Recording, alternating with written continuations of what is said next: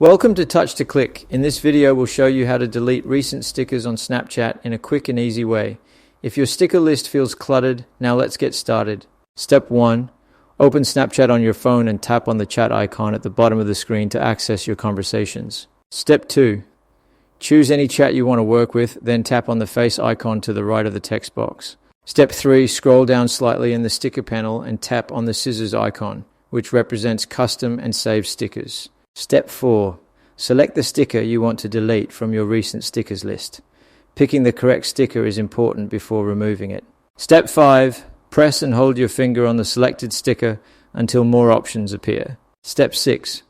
When the sticker is selected, tap on the option that says Remove from Favorites. This action deletes the sticker from your recent stickers list. Step 7. The sticker will be removed from your recent stickers immediately, helping keep your sticker section clean and organized. Thanks for watching, and don't forget to subscribe to Touch to Click for more helpful Snapchat tips and tutorials.